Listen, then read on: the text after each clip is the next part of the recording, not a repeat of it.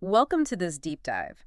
We're looking at some really compelling source material you've shared with us today, It's right. and it's digging into, well, a huge topic, the incredible growth of artificial intelligence, AI, and what that really means for Christians trying to navigate this very creative, sometimes kind of overwhelming new era. It really is a critical intersection, and Yeah. these sources, they try to map out how people of faith can, move beyond just reacting. Right, not just being swept along. Exactly. Towards engaging with AI thoughtfully, with purpose, and from a foundation of faith. Okay, so our goal here for you listening is to pull out what these materials highlight as the most important things to think about. Hmm.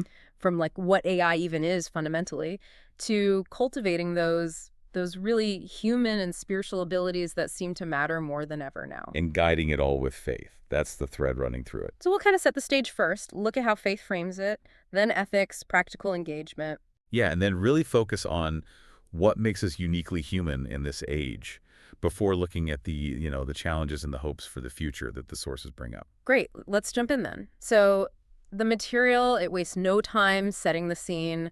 AI isn't some future thing, it's here, Oh, yeah. and it's changing society fast. Source one talks a lot about education, how it's fundamentally shifting teaching and learning. It really does feel like a technological torrent. It does. That's a good word for it. And one really interesting idea, especially in Source 2, is that facing this torrent, it's not just a technical problem for Christians. Okay. It's presented more as a spiritual invitation. Mm. Source 2 actually calls for a faith awakening. A faith awakening. Yeah, like meeting this moment, not just with, fear or shrugging it off, but with a kind of renewed purpose that's rooted in belief. That definitely reframes the whole thing. And the sources really drive home why it feels like a torrent. They detail these incredible AI capabilities. You do. Source one gives some, frankly, startling examples, like AI, ChatGPT, performing at the absolute top in biology competitions, getting near perfect GRE scores. Right. Processing knowledge at speeds we can barely comprehend. And generating complex explanations, refining writing, even creating completely new art and video. You think about Sora and things like that. And the capacity is just staggering. But Source 1 is quick to draw a contrast. Okay. It contrasts that with the human capabilities that AI either doesn't have or has in a very different, maybe shallower way. Things like real empathy or undirected curiosity, genuine creativity that goes beyond just mashing up data. So the idea is while AI gets better at tasks, we need to double down on what makes us, well, human. Precisely. Yeah. Which leads us right into the theological foundation sources explore. Okay, the faith angle. Source 2 really frames our whole interaction with AI through the biblical idea of humans as stewards of God's creation. So stewardship, right, from Genesis, like humans having dominion. Exactly, drawing on Genesis 1. So AI isn't this alien force landing on us. Ah, it's something we developed within that role. Yes, it's presented as an extension of human creativity, but under that stewardship mandate. Mm. The material suggests we need to think actively about our stewardship duty now, in this tech landscape. That's a powerful way to put it, duty. Source 2 uses this analogy, comparing machine learning training to human learning. Right, learning from vast amounts of data, like experience. But with a big caution, right, that this process, like anything human, can be misused. Absolutely. Yeah. Which brings in the need for wisdom, specifically God's wisdom, as Source 2 puts it, citing Proverbs. Using wisdom to guide development. Yes, and resisting this idea of technological determinism, that feeling that tech just evolves on its own and we can't steer it morally. The sources really push back against that. So faith isn't just passive observation. It's meant to actively shape AI from the start. That's definitely a key takeaway, and that leads straight into building an ethical framework. Because, as Source 2 points out, AI isn't neutral. No, of course not. It's built by people. Exactly. So it reflects the values, the biases, the intentions of its creators. Makes sense. And the material calls for an AI ethics framework that's actually grounded in God's justice and love. Wow. Okay. It ties it right back to core commands like love your neighbor as yourself or act justly, love mercy. These aren't just personal piety points. They're blueprints for building systems. Applying ancient wisdom to cutting-edge tech. How does that look in practice, according to the sources? Well, Source 2 gives examples like really focusing on algorithmic fairness, making sure AI systems aren't perpetuating race or gender bias, for example. Which is a huge concern. A massive concern. And it connects this fight for fairness to biblical justice, even citing a psalm about God loving justice. It also mentions secular efforts like the Rome call for AI ethics, noting that these often align with faith values, even if their starting point is different. So it's about proactively designing fairness guided by these faith principles. Precisely. So, okay, if that's the framework, how do Christians actually do this? How do you engage? Yeah, the practical side. The sources outline a few approaches. First, Source 2 talks about Bible-oriented learning, meaning actively going to Scripture for wisdom and discernment for this specific age, applying biblical principles directly to technical work.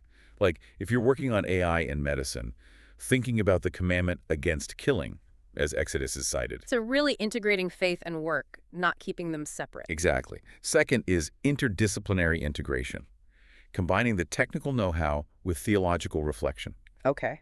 The source mentions a chatbot called Calm, which was designed to integrate Bible teaching for devotion.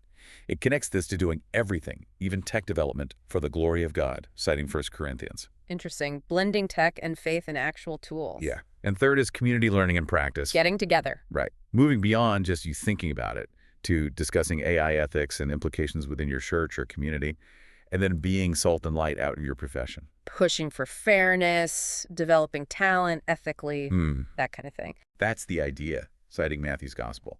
Moving from personal understanding to actually influencing the world around you. Okay, that makes sense. Now let's shift gears a bit.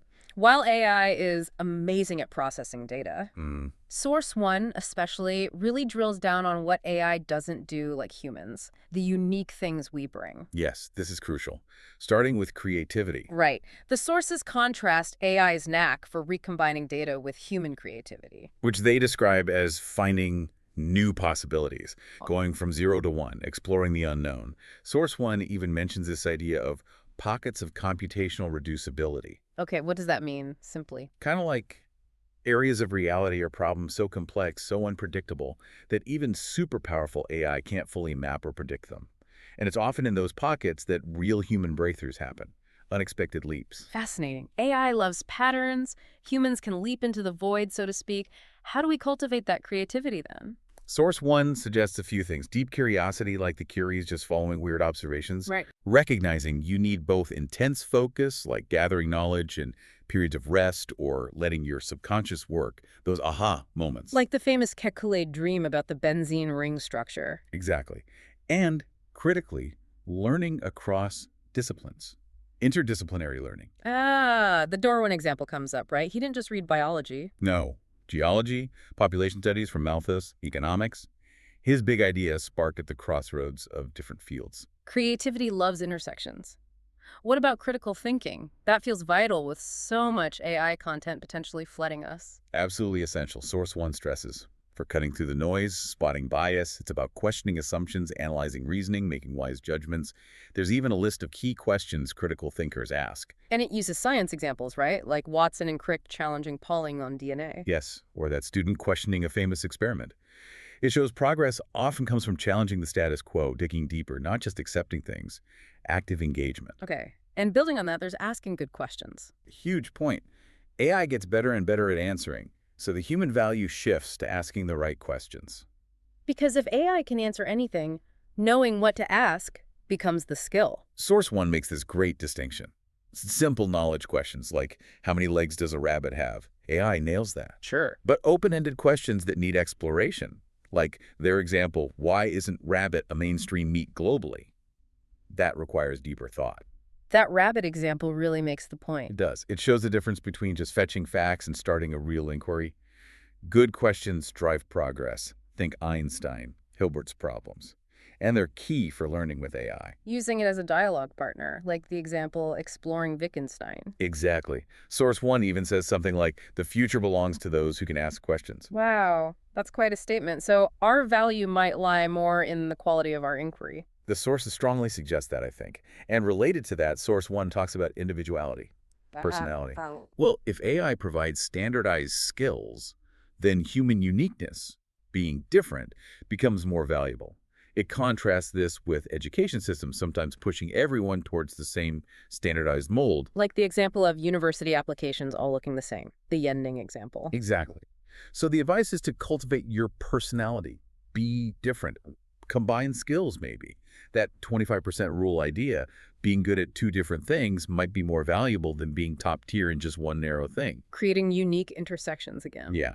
And it touches on other human strengths too. Briefly, emotional intelligence, real communication, beyond just data transfer, self-motivation, complex decision-making, especially with values. AI gives data, humans make the call. These all tie into that spiritual character Source 2 mentions. So developing these human aspects is key, but it's not all smooth sailing. The sources also talk about risks. Definitely. Source 2 is very clear on potential dangers. Technical misuse is one category. Algorithmic bias causing unfairness, we mentioned that with ethics, but also things like invading privacy, surveillance, manipulation. Which is why the source says we have to uphold human rights and equality, referencing Galatians. Makes sense. And there are spiritual risks, too. Yes, a big warning against technical idolization. Idolizing AI. Yeah, seeing it as the ultimate fix for everything, or elevating it almost to the level of a deity, a new ultimate authority.